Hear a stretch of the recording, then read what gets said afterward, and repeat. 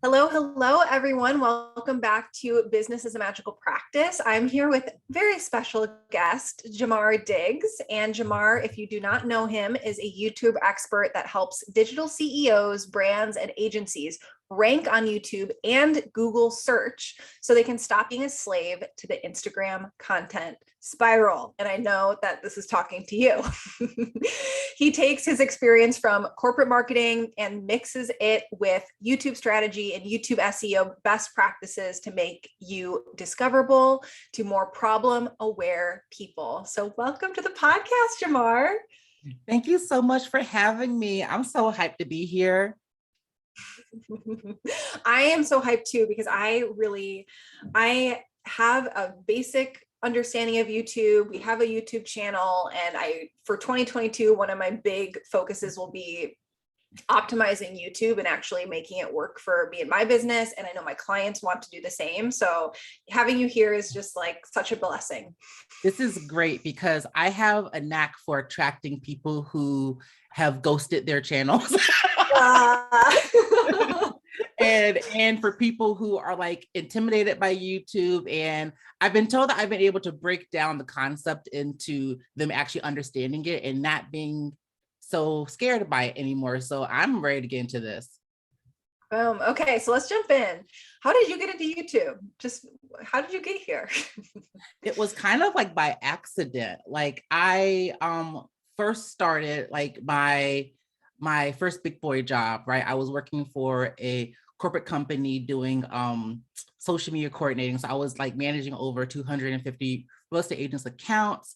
And I did that for a year and a half. Then I went over to the mortgage marketing space where I was doing the digital marketing strategy for their brand. And we did some YouTube, but like, but the place where it began was when I started my full-time, my side business, which was social media managing up on the side. And then I decided to do coaching because back in the day when you were managing social media accounts, everyone thought, you know what? No one appreciates the social media manager. I'm gonna go to coaching.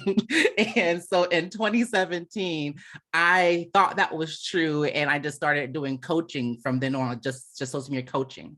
And the way that I knew that I needed to kind of get my word out was like, not only through Instagram, but I was also doing YouTube videos. That was like my first little stab at YouTube. And so I did a few videos. I started like vlogging and editing my own videos. And then I got like 3 views and and it was okay. I had to learn, fail fast, right? And after a while, I started kind of finding my groove, like figuring out what kind of content really did work. And then over time, after I think 2 years after doing it, I started getting clients through YouTube, like them finding me. And I'm like, what is going on? Why are they finding me? How is this happening? And so I started digging more into that and started teaching people still how to make money with Instagram, but using YouTube to do that. It was so funny. And then I finally just had this epiphany with like my coach and I, where we realized, Jamar, you really know YouTube. Like, why are you trying to coach people about anything other than YouTube? Like, you really light up with YouTube. You're able to get things done in a way that other people aren't able to do that. And people don't even know how to use YouTube. And so I did a poll one time on Instagram asking people, did they know that YouTube was the second largest search engine? Did they know that they could be found in search terms that that other people are like trying to fight to be in? Did they know that like YouTube is a search engine that can suggest you to people without you even having to really try, and that you don't have to show up every single day for that platform? And as soon as I did that poll, I got an overwhelmingly answer of, no, I didn't know, but I want to know more. And that is where I started YouTube consulting. And then now I own a management agency. That's amazing. And you've already answered so much of my next question, which is really why YouTube. But I'm sure you have so much more to answer that, especially for people who are listening, who I know a ton of you guys on Instagram. Like that's a huge channel, or Facebook. And so more engagement social media platforms instead of search engine social media platforms. So let's hear why everyone should be on YouTube. Yeah, so I like to start off with the first thing, which is what I said before, is that YouTube is the second largest search engine and is owned by the first largest search engine, which is Google. So that already shows that like we should probably be doing something over there. You feel me? Like something, my God. And so the great thing about YouTube is that your content is going to be shown to people who need it the most because they are searching for it. So it's very different than any other social media platform, right? Because they have both search and social kind of capabilities there, right? And so you want to be seen in that aspect. And another reason of like why YouTube is that you only have to post about once a week to the search engine. And so versus something like Instagram where you have to really show up all the time. And so I definitely recommend YouTube to business owners who are literally trying to kind of expand their marketing and scale their marketing efforts without having to like always contribute to a community-based platform all the time. So I say that platforms like LinkedIn, Instagram, Facebook groups, things like that are more so community-based platforms. And a platform like YouTube is a search-based platform. It's an attraction-based platform. And so I always recommend having both, but if you only have one, you're going to overextend yourself eventually because you always have to keep that community engaged in order to get the results that you're looking for, in order to make that money. So Instagram is an amazing way to make some quick money, honey. Okay, we all know how to make some money up on Instagram. I know your audience does, girl. But when it comes to, because it can be as easy as just doing a story, 3 stories, get them people in that program, get them into that shop, and it's a wrap, okay? But in order for that to happen, that's not evergreen. That's not passive. That's active. You have to actively do that. And so it may be easy to do it once or twice, but then keep in mind that you're basing your business upon having to actively show up and promote this thing all the time. What if you could kind of activate that same type of excitement, but in a passive way with YouTube? So with YouTube, you can create content that still sends people through that emotional customer buying journey, but on autopilot and in a more evergreen way where you can still make money, but just you not having to be a part of it all the time. I saw this with my husband's YouTube channel. He does regenerative agriculture, so super niche. And he has this video that he posted a year and a half ago that has randomly kind of recently got 85,000 views. And it was like, okay, this is something that people are apparently, it was like how to build a worm trap. So like, how niche is this? 85,000 views. And his other videos are like all over the place, of like from like a handful to a few hundred to 30. And then there's this one video from a year and a half ago that recently got 85,000 views. So it really speaks to where Instagram or a lot of other those channels like that, people don't go back. Like they're only looking at your recent stuff. You have to be top of mind, continually posting, versus something that you created 2 years ago that's still gold, or 5 years ago still gold, and people can find it now because it's a search engine. Yes. Oh my gosh. And also think about, I kind of want to tie in some of the how we treat our audience too. Like we love it when people look at our old content on YouTube, but as soon as we receive a like on a post that was like made like 3 months ago, we're like, what is a stalker doing up on Instagram? Oh We're like, my God, what are so you true. doing? You're like, stop doing that. But really that user is like doing what you want to do. And my God, they're doing it like they're searching for it themselves. But I just kind of had that like but moment just now to where I'm like, you know what? We think that people are like stalking us if they like a picture for our Instagram a year ago versus something up on YouTube where we will love it. And so, but that kind of just speaks to when it comes to YouTube, you can just set something and almost forget it, especially if you already have your marketing funnels already tied to that. If you already have that that lead magnet that I always recommend you have with a YouTube video, that is getting them into your marketing ecosystem, whether it is your email list or your Facebook group or your text list, whatever that may be, making sure that you have a way to get them off of YouTube and into your ecosystem. So good. One thing you mentioned was when you started YouTube, you were putting out videos that were only getting 3 views. And I'm sure that a lot of people have this big fear of, I'm going to put this energy into this channel and no one's going to see it. No one's going to find it. How did you deal with that for yourself?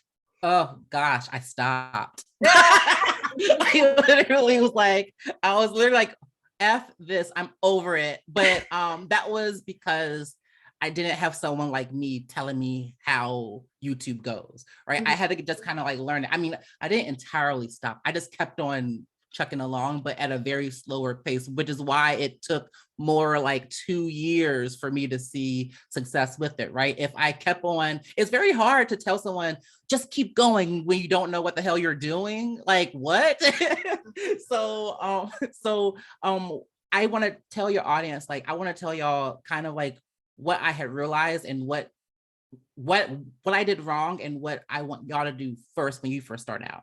So what I did wrong was I was comparing my first step to everyone else's like 100th step, right? So I was looking at other influencers and seeing what they were doing, because that's what I thought. I was out there buying crazy equipment. I was hiring a videographer and all this other stuff before I was even making money. Like that made no sense, right? But I just thought that's what I needed to in order to have a successful channel. And so I started comparing myself to other people who weren't even in my industry, as if I needed to do that. And so I was vlogging. I was just doing a lot of vlogs for no reason. And for our business, we don't need to do vlogs in order to get the success that we're looking for. We need to start creating rankable content that can be found in search engines. And so it wasn't until I had a video that had started taking off, and I was like, what's going on? And it was how to create a social media content calendar in Excel. And it came with a free template. That one takes off. I think it has about like 18,000 views right now as well. And I'm like, oh my gosh. And so that's when I thought, okay, there's something to this. I need to start doing like some how-to content and things like that. Forget those vlogs. Those vlogs are dead to me. And so that's where I want everyone else to really focus their energy when they first start out. Start giving out value and make YouTube less about you and more about you solving the problem of your ideal clients. So starting out with how-to content is one of the easiest ways to start growing your following and also getting people onto your email list. I love that. And I'm wondering if it's also something you mentioned in your bio that I read was getting problem aware people to find you. So was it also that this was a video that was talking to problem aware people? Yes. So I want to really break down, like, what do I mean by problem aware? Because so when we think about YouTube, people know that they have an issue with something, they need help with something. Those people are searching for an answer to their problem. And so when they fall up on your YouTube channel or video that is answering that problem, they are like, I'm here for a reason, right? They're here for a reason. It's not like Instagram where they're there because they probably like reacted to one of your stories yesterday. So Instagram, yes, that's kind of what they're there because you make them feel good. But sometimes feeling good is not enough for a transaction. You feel me? And so what happens is when you can solve their problem right then and there, they are not problem aware. And your content is now making them solution aware, right? So now you are the solution here, right? So they don't know what your services are, what your offers are. They don't know that, right? They know they have a problem and they need to fix it. They're searching for the answer to their problem. Your content is giving them the answer to their problem, maybe like a small part of it. And through your call to actions, you are bringing them to become more solution aware. You're pulling them through their customer buying journey a little bit faster than what they normally would be doing up on their own. So good. And it sounds like when you were mentioning the vlog side of things, a part of that was almost the other social media mentality of I just need to churn stuff out and put stuff out, and volume really matters, where it's really this other side of things of how am I talking to the right person, and almost not only pleasing the people who are searching, but pleasing Google and how it works. Yes, yes. It's really understanding, really understanding how it works and just thinking about how we need to work as business owners. Because don't get me wrong, there is a lane for vlogs for the influencer, right? The influencer who needs to get paid through Google AdSense, and they get paid for that by attention and likability. We need to get paid by our expertise. And that's kind of where this strategy kind of comes into play. And so when we start out with this educational type of content that brings in promo word people, you're going to be getting different types of like goals accomplished, right? And so YouTube functions as a search engine, and don't get me wrong, like the search engine works for the influencer too. But if you start vlogging and you start churning that way, you're not going to be getting the type of people that is going to be fueling your business. You're going to get a lot of people who just like you. So you're saying that we don't have to become influencers? No, you do not have to be an influencer. And here's the thing that I think we forget.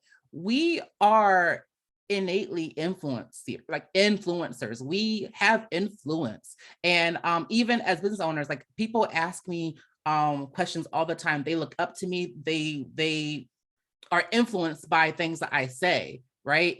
Is it the type of influence where like I say that you should drink Coke and they're like, oh my God, I'm gonna go buy a Coke bottle? Probably not. But if there's a certain type of software that I use, if there's certain things I use in my business on YouTube, whatever, like I have pull in that, right? But that happened because I started with my expertise first.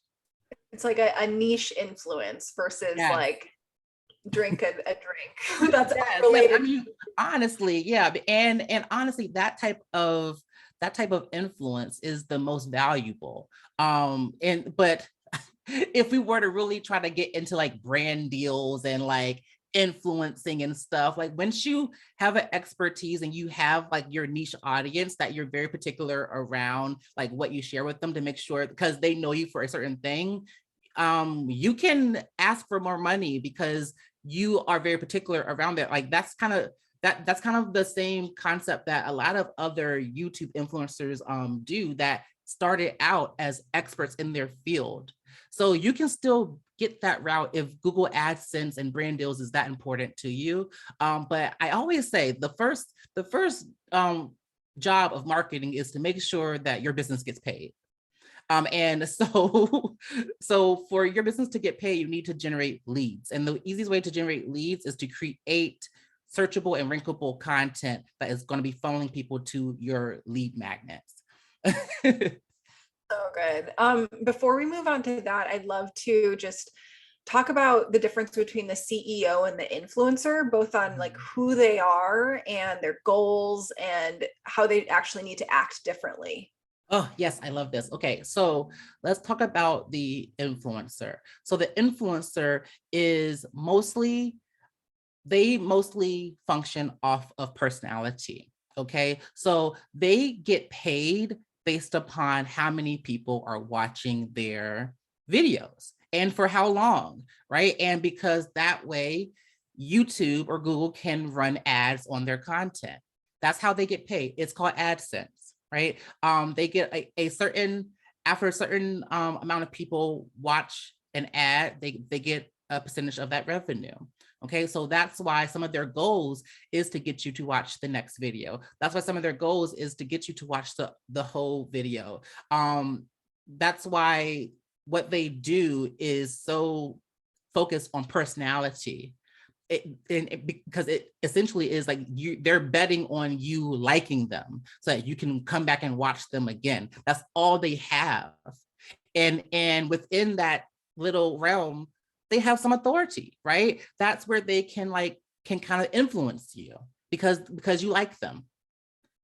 The Now, one thing this is randomly making me think about is, I don't know if you cook at all, but if you go to any sort of recipe blog to look up a recipe, they have these crazy long intro sections because they're trying to get ads, and they're trying to make you scroll down to the very bottom of the page to get the actual recipe. So this like 20-foot long page has the tiny recipe that you actually want at the end of it, because they're trying to play into the ad game.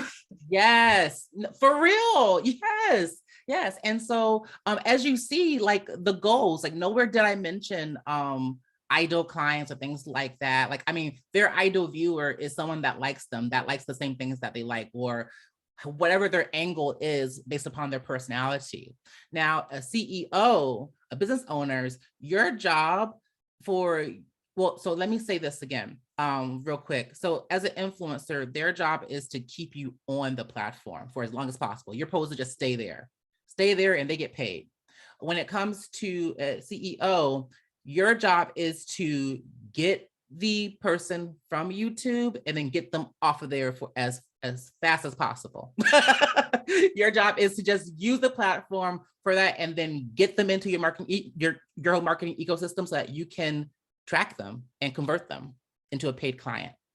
And so your goals look a little bit different. So that's why you will utilize search a little bit more differently. That's why you would start creating content like a YouTube funnel, which is like, I can talk about like my content strategy around YouTube as well in a minute, but that's why you create searchable content that leads them through a funnel, and then we'll eventually get them off of YouTube. Your goals are way different than an influencer.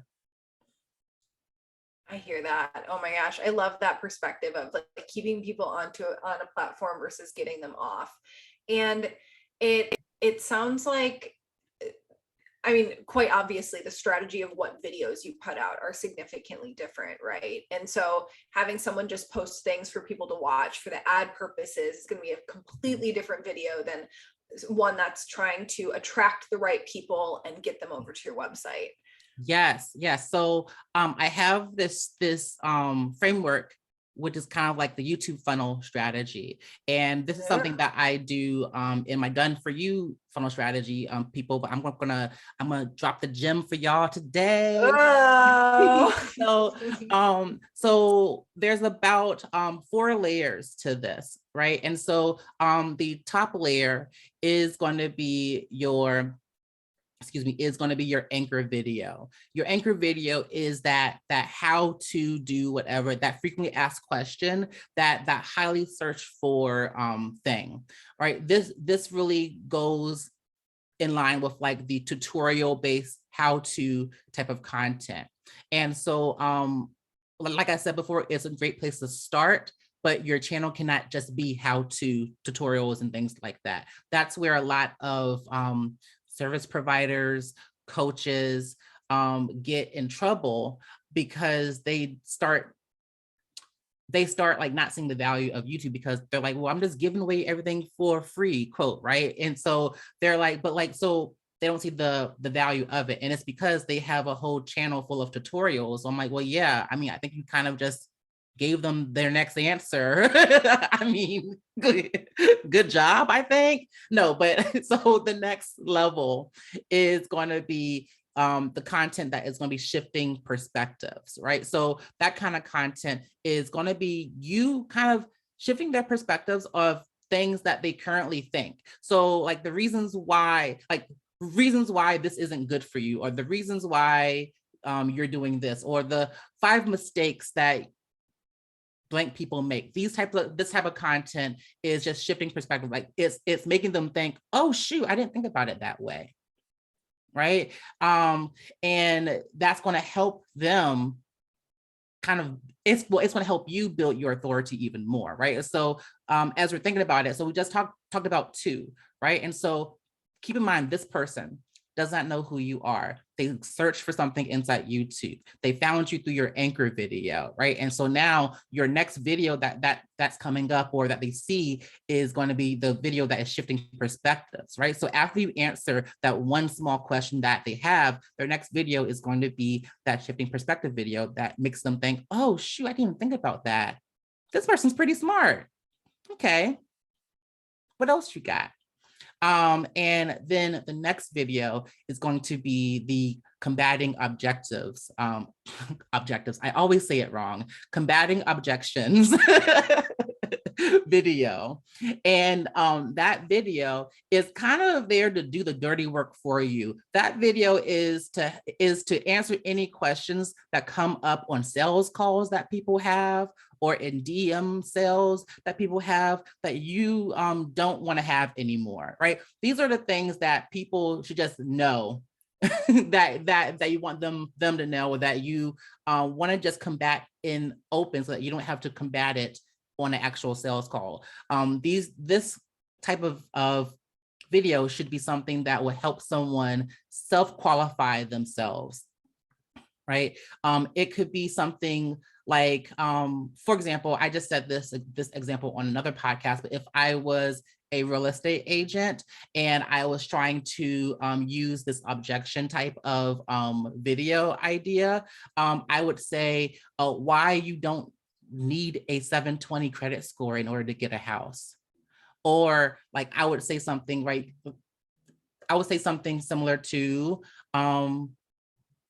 this is how you can get a job even if you are in the gig economy. If you're a server, an Uber driver, a Lyft driver, stuff like that, because those people think that they're not ready to get a house yet. And so you showing them, no, you're ready. Like that's something that they struggle with all the time on combating that objection. Well, how do I know that I'm ready? I bet I have to have a 720 credit score, or, oh, well, no, I'm self-employed, so I have to wait, whatever, right? And so combating those objections there. Oh, sorry. For that one, does it sometimes qualify for both that first and third category of combating objections? Could also be a tutorial in some ways, depending on how you're naming it. It can be, yeah. Mm-hmm. It definitely can be. Like how to qualify for a house, even if you don't have a 720 credit score. Yes. So that one would be something. So that one would bring in like maybe like a different type of person that like is that if you use it as an anchor video, that person knows, they know damn well they can get a house, and they're looking for, how the heck do I make this happen? Right. And so the other video is someone that's like, are you sure that I can get a house with a 720 with a, I don't know, 600 credit score? I hear that you can only get it with 720. So you see how the search intent may be a little bit different. So it's almost like the anchor video for that. If we're thinking of that person, the anchor video for that person would be like how to raise your credit score in order to qualify for a house. Yes, exactly. Oh, look at you, you're learning. Yes, we're all learning. I love it. Oh, this is great. And then we have one last layer to this YouTube funnel, and it's going to be like your core value type of video. And this core value video is where they kind of see a little bit of a different side to you. I like to use this as like a lessons learned video, something that helps people see the mistakes before they commit it. Like I kind of like that a little bit, because it kind of makes it a little bit more, it makes the person a little bit more approachable, and it kind of shines a light on the issue here, saying that like, look, this thing happens to everyone. I am crawling so you can run. Okay. I'm trying to give you lessons that I've learned so that you don't have to make the same mistakes that I did. And so this is kind of where you can use that as like, for a career consultant that I just did a strategy for, one of her core value ones is like, I got laid off and I was a STEM professional. Here's why you always need to have a backup plan. Because to them, STEM people in the STEM field think that they are irreplaceable.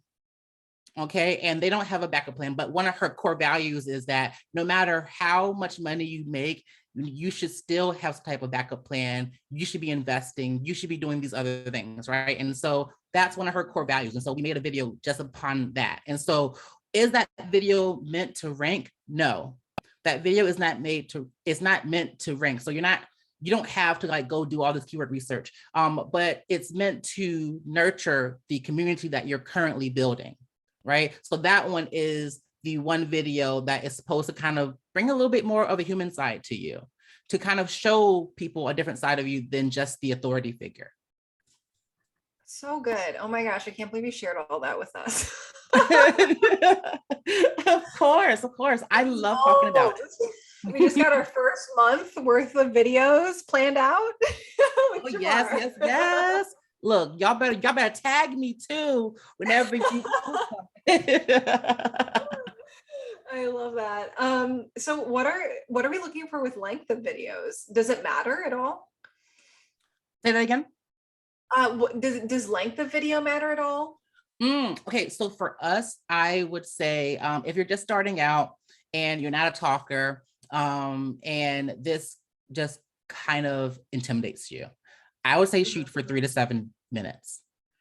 3 to 7 minutes. Other YouTube experts would say 10-minute videos, but that's because their strategy is to get you monetized with AdSense, right? So that kind of strategy is really more so meant for the YouTube content creator, the influencer. Us as business owners, the content needs to be as long as it needs to be. And keep in mind that you don't have to have a 30-minute video. If you can, because the point is for you to make this video that is going to get people out of search watching your video, and then you need to say enough in the video that makes the call to action a no-brainer to take. So you can totally do that in 3 to 7 minutes if you're like kind of like not filling your video. I mean, why not under 3 minutes? Is that no good? You just can't get enough good stuff in there? I don't know. I think it may depend on the question. I think it may depend on the question. I think we also have to think about the amount of kind of like the exchange that we're looking for, right? So you're going to need to still tell me something. Like if you really want me to go to this free training, you're going to have to give me something in this YouTube video, right? You got to give me something. Because if I sit here now, I'm not saying that you need to have like a 15-minute video and do that, but I think 3 minutes is enough to maybe, depending on the type of question, could be enough for you to talk about something, like to talk about a common question that you have. Will all videos be 3 minutes? Probably not. They will probably be up to like 7 minutes. But when you have when you outline your videos, you'll see like what I mean about like, you're going to exceed 3 minutes. I'm telling you, by the time that you finish your intro and you're talking about, and you're transitioning into like what the topic is, what the first talking point is, you're probably already at 1.5 minutes. So it's kind of like, it's making me think of the different audiences for different platforms, because so much of Instagram and TikTok and whatever, they like you're encouraged to make shorter and shorter videos. Like a lot of places you can't even upload more than 60 seconds on some things. So it's almost a different audience, or they're in a different mindset when they're coming to YouTube. Yes, when people come into YouTube, they're looking for their answer to be solved. And so, I mean, for their problem to be answered.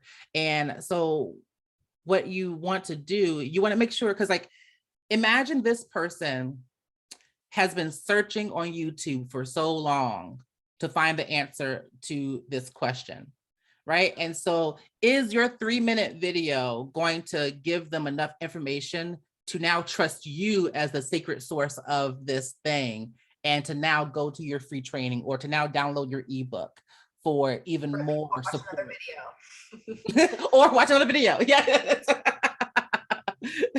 Does that make sense? Yeah, totally. No, it totally does. I'm just asking complete maybe questions here because No, you're fine. I love them. Everyone has those questions. yeah, well, it's interesting just from because I've had this podcast for a year and a half now ish. Yeah, that's about right. And we upload the video to YouTube, and it's just this little, like, a few people watch, but I'm guessing because of the length, and it's not asking this super direct question. It's not something that will be promoted as much by Google, or there's something there that I'm still learning. Yeah, so there are a few components. So you're missing the girl, you're going to take all my goodies. Okay, so Oh no, we can we don't have to go there, but I welcome it. No, now I want to talk about it. So you've already done the damage here. It's like, no, I'm kidding. But so you are missing the YouTube SEO component of YouTube here. And so there are a few components of YouTube SEO. And so with that, you need to create a well-optimized title, right? So make sure you have some keywords inside of the final title. You also need to transcribe the YouTube video and add closed captions to it, because that helps YouTube give them more data on, like, well, what is this video about? If we say YouTube 56 times, YouTube's like, okay, I think this is about YouTube marketing or YouTube for business. If someone searches that, like, we'll probably show it to people, right? So making sure that your captions are accurate is one thing, and that also helps with of course, like, your videos being more accessible. And then adding chapters.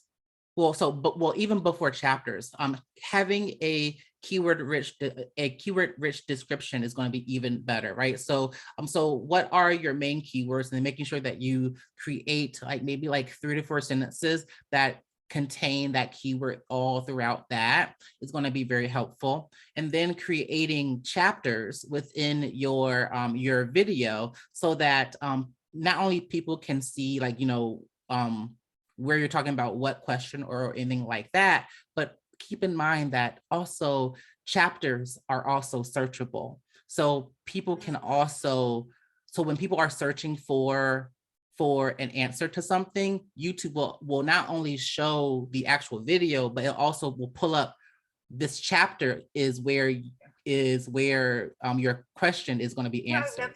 I've never done chapters before, but I know exactly what you're talking about. It's like the little breaks in the Yes. YouTube video. And so you name them? And then you name them. Oh, that's so cool. Yeah, you'll name them in this section that I just, in this section, this video, you will probably do the timestamp, and then you'll say how to optimize a YouTube video. Using SEO. Yep, using YouTube SEO. Yeah. And then that's it. And so if someone were to search it, there's likelihood that that chapter, this segment of your video podcast will show up in the search results. That's so cool. And now everyone wants to hire you, because that sounds like so much fucking work. Yes, because yes, it is. But this is why I started YouTube management. That's yes, awesome. Yeah, I love it. I'm like, oh gosh. And then also don't forget your blog posts as well. So embedding the YouTube video up onto the blog post is just as good too. That's so good. Awesome. So, wow, you have given us so much today. Thank you so much for being so generous. I want to ask a little bit more about you, not just your expertise, but for you in your business, what's a new challenge that's coming up, because you're at this new stage of growth? Oh gosh. So I think my new challenge is, well, it's a fun challenge, is my agency model. I've recently changed business models from just doing consulting with YouTube and done for you strategies to doing that still, but adding in this agency model, because I had so many people that I would do the strategy for, and they would get stuck with implementing, right? With the editing, with the optimizations. Like, even though I had it be like copy and paste, they're like, but still, I just can't. So yeah. I get it. And so I just kind of found this gap in the market. And because there's not a lot of agency marketing, there aren't a lot of YouTube marketing agencies that specialize with online business owners. A lot of them are like content creators or lifestyle bloggers, things like that. And I think this part is a little bit interesting because I've never had to like manage this much stuff, right? And so I'm entering a stage of hiring a very robust team, like, right, where this is not just me. Like, I'm going to be having about 3 video editors. I'm going to be hiring YouTube coordinators and account managers. And it's just really, it's a very interesting time for me. And I'm welcoming this change, but it's also a little bit challenging because along with all this growth, you can really have a lot of like mindset stuff happen, right? And so I'm checking myself as I go, but it's very interesting and very fun and exciting and scary at the same time. That's so good. My business has an agency side to it. So I hear you with all that. And there's so many things that are unexpected with that. Like, you don't realize how much client management takes when you're like, okay, the onboarding and the making sure they're happy. It's not just about actually doing the work anymore. No. It's like also all of the communication side with you and the client, and then you and your team. There's like so much communication that's needed and managing on both sides of that. So yeah, that's a big one. Yes. Pray for me, fingers crossed. I will pray for you. And another thing I wanted to ask was, do you have any spiritual practices? This podcast is called Business as a Magical Practice, and it's through this lens that us as people who are spiritual, we use these practices often to supplement our business. Like, we'll meditate so we're more productive, or we'll do like spells so that we activate more money coming into our business. But it's also, our business is this playground in order to allow ourselves to go through this deeper evolution as a soul. So I'm sorry, I took that question way beyond the actual question, but do you have any spiritual practices? No. So I feel like I have a few like ritualistic type of things. And so like one, I love being by myself. Like with my business, I have this like, I don't want to say persona because it sounds like inauthentic, but like, because I'm the face of my brand, I'm like just like everywhere. I'm just like talking to everyone. And so sometimes I need to sit down and just like not say anything. And so I just like sit in silence sometimes and just like be with myself. and I literally like love it.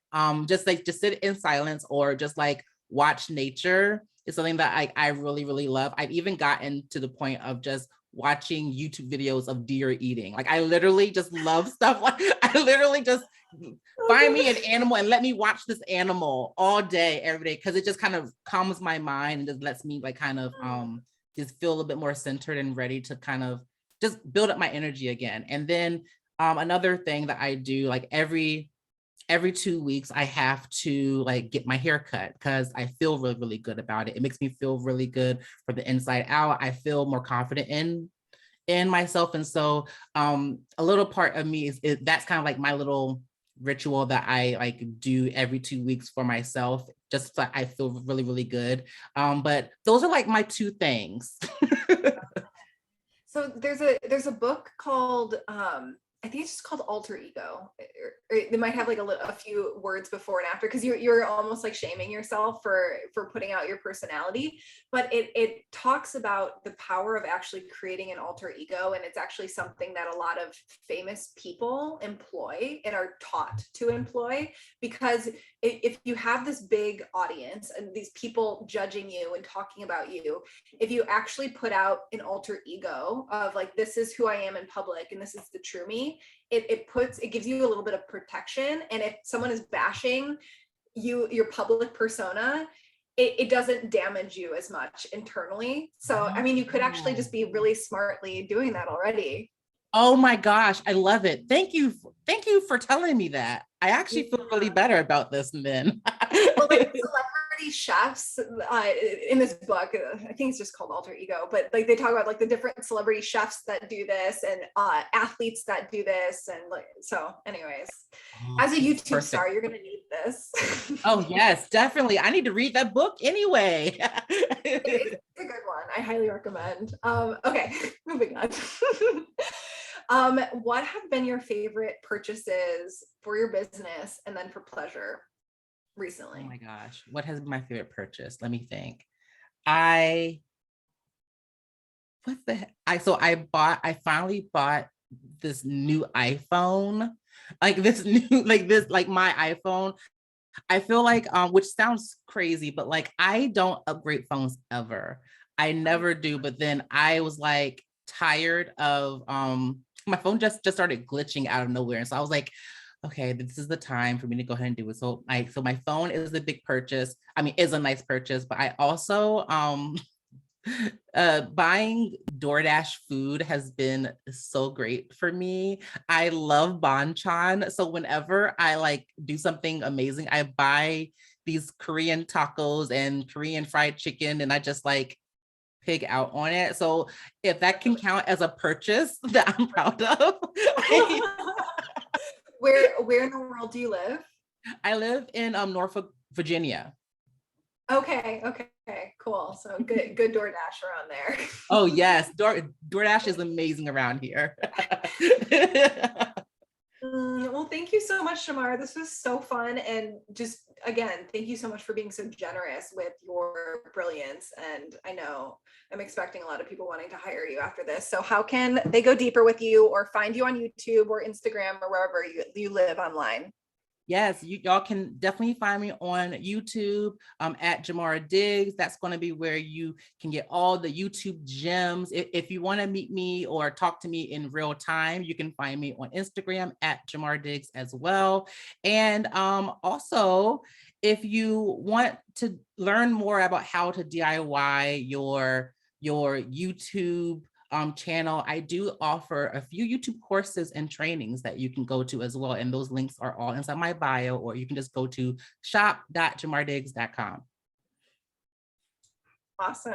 I can't wait to look at those. Oh, thank you so much. Thank you for having me. Any final words for everyone? Oh my gosh. Don't be afraid of YouTube. You can do it. Just keep reminding yourself that you are the CEO. And so your channel is going to look different than other people's. Do not compare your channel to others out there, even business owners. Okay. So just keep going. Search first, think evergreen, and keep it going. Hell yeah. Okay. Thanks, everyone. Talk to you next week.